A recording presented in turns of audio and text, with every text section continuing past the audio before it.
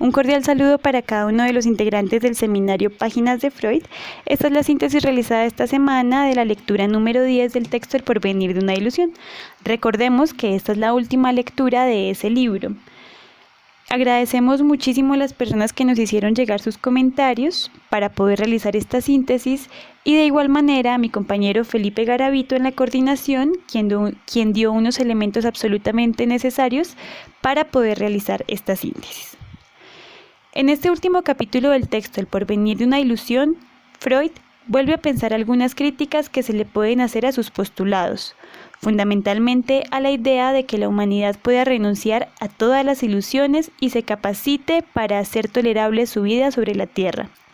Se refuta que todo esto se haya atravesado simple y llanamente por la pasión, que se deja llevar por las ilusiones, mientras que la persona que hace esta crítica se denomina a sí misma como alguien llena de razón y de escepticismo. En concreto, a todo esto lo llama ilusiones porque solo se puede ver influenciada por el deseo. Pienso que es importante detenernos en este primer elemento, pues aducir a que solo se piensa con el sentimiento es un equívoco, más aún cuando este solo se ve como algo negativo. De igual manera, tampoco es posible pensar solo de manera racional, y si esto se pudiese hacer, sería absolutamente contraproducente. Esto lo explica muy bien Jerónimo Atiortúa en su libro Los cines por venir.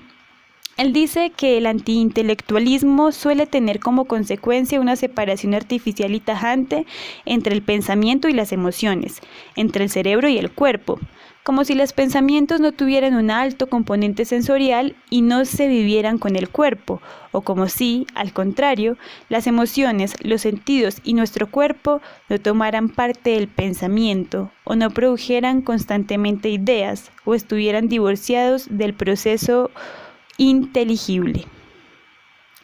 La crítica continúa diciendo que el ideal de Freud de que haya una educación que no esté atravesada por el dogma religioso, la cual permitiría alcanzar la inteligencia sobre la vida instintiva, es una ilusión, pues alude a que nada garantiza a que el ser humano cambie eso, agregando que eso ya se ha intentado y que es imposible, lo que es un recurso muy usado para deslegitimar todo proceso de cambio, aunque no se haya intentado algo similar.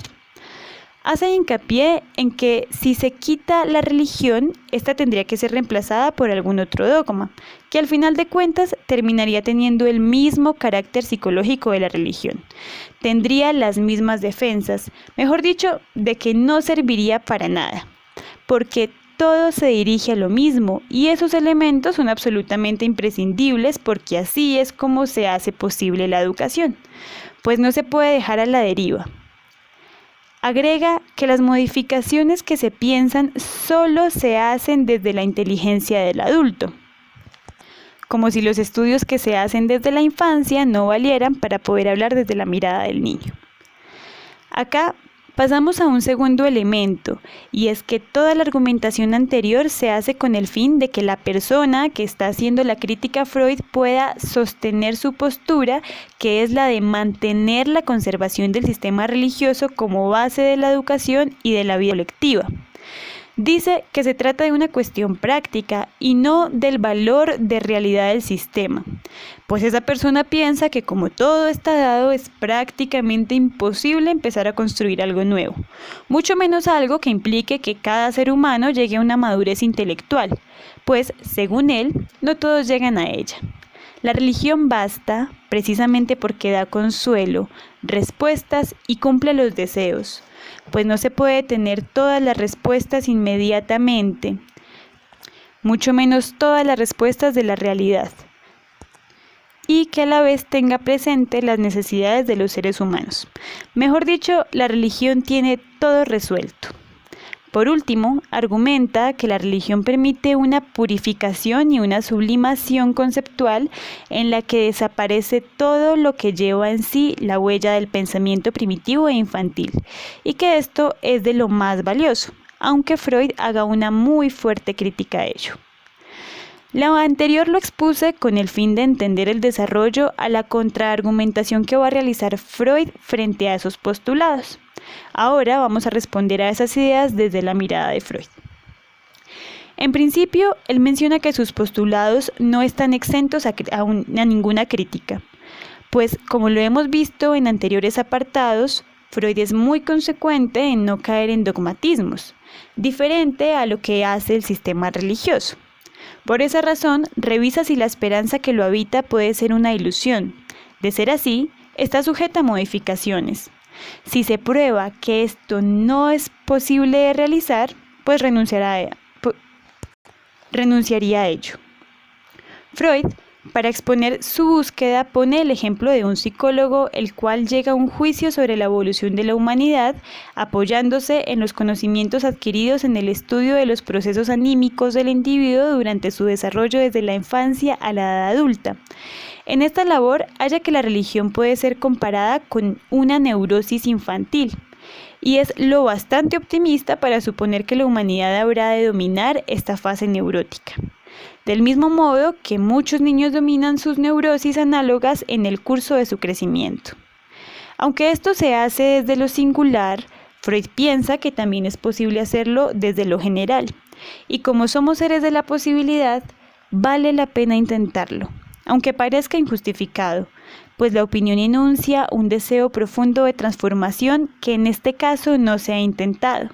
Sin embargo, aunque la oposición no tenga todavía una base sólida, la opinión de que lo religioso debería seguir no es la más válida. Freud la define como una causa perdida, pues la religión es muy pobre de intelecto. Freud menciona que el intelecto humano es muy débil en comparación con la vida instintiva del ser humano. Sin embargo, la voz del intelecto, aunque muchas veces se intenta apagar, logra hacerse oír. Por eso se puede ser optimista en la mirada al porvenir de la humanidad. Vemos acá algo muy importante, y es que Freud, aunque está trabajando sobre hipótesis, tiene algunos postulados o algunos puntos de inicio que abren camino para no andar en la incertidumbre, sino que muestra precisamente que tal vez otra cosa es posible. De igual manera, frente a la supremacía del intelecto, se reconoce que está lejos, pero no es imposible llegar a ella. Sus fines serán los mismos que los de la religión: el amor al prójimo y la disminución del sufrimiento. Todo esto no determinado por mandatos divinos, sino desde la realidad concreta de los seres humanos, es decir, desde el aquí y el ahora. Tanto la religión como Freud buscan algunas cosas similares, pero los medios para llegar son absolutamente diferentes. La religión tiene un camino egoísta, rápido e imposible, pues solo permite la bienaventuranza después de la muerte, es decir, cuando se llega a esa vida verdadera, que es la del más allá. Para Freud, el Dios o el camino a recorrer es el Logos, quien permite construir un mejor desarrollo cultural. La necesidad de asumir la existencia trágica, que sabe de los límites, de las faltas, pero que busca maneras de poder enfrentarlo en el camino a ese lejano fin, como lo denominaría Freud, se irán acabando las doctrinas religiosas. Sin embargo, si persiste una religión que afirme la existencia de un ser espiritual y superior, será vista como una contradicción a la ciencia. Por ende, le dejará interesar a los seres humanos. Ahora bien, mirando la diferencia entre ilusión y lo que Freud propone, se menciona que el dogma religioso es una ilusión porque en el momento en que pierda su valor se derrumbará para todo un mundo. No le quedará nada y pues se desesperará en absolutamente todo. La civilización y el porvenir de la humanidad. Esto lo trabaja muy bien Zuleta en su texto Arte y Filosofía, donde recuerda que una verdadera transformación radicalmente se da por medio de la verdad, pues si se reconoce que la religión es una ilusión, es de una u otra manera reconocer que el mundo que se ha construido toda una vida se va desmoronando y uno lo hace junto a él, pues era todo lo que sostenía, a lo que di una gran parte de mi vida. A eso solo resta preguntarse, en medio de la incertidumbre y por supuesto del dolor, entonces, ¿quién soy? Además, porque siempre ha sido una verdad fija, incuestionada y dada por absoluta. Caso contrario a Freud, quien menciona que nosotros estamos libres de semejantes servidumbres, hallándonos dispuestos a renunciar a buena parte de nuestros deseos infantiles. Podemos soportar muy bien que algunas de nuestras esperanzas demuestren no ser sino ilusiones, pues, como dice Voltaire, no quiero ser feliz a condición de ser imbécil. La educación libertada de las doctrinas religiosas no cambiará quizá notablemente la esencia psicológica del hombre. Freud sabe que está llena de límites, así que si fracasa no será el desencanto absoluto del mundo. Parafraseando a Borges, no dejará de ser mágico el mundo porque han dejado sus esperanzas. Pues Freud tiene otra cosa fundamental y es la creencia en la labor científica, porque ésta puede transformar radicalmente la realidad del mundo, dando así sentido y equilibrio a la vida.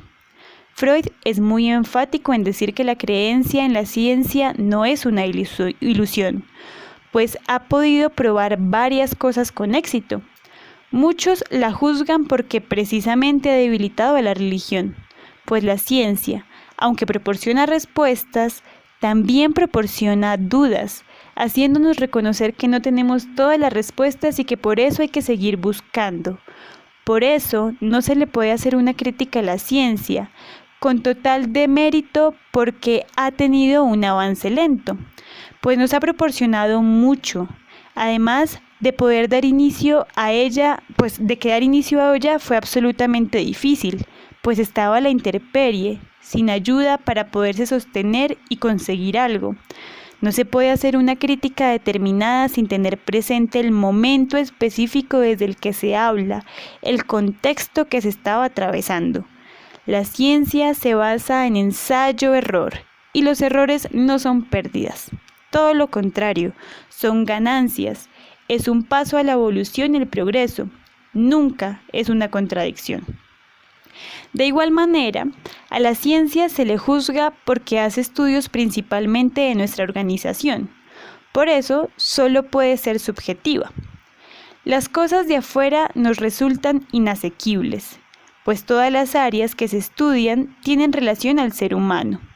Pues porque el ser humano necesita entender lo que lo rodea para poder entenderse a sí mismo.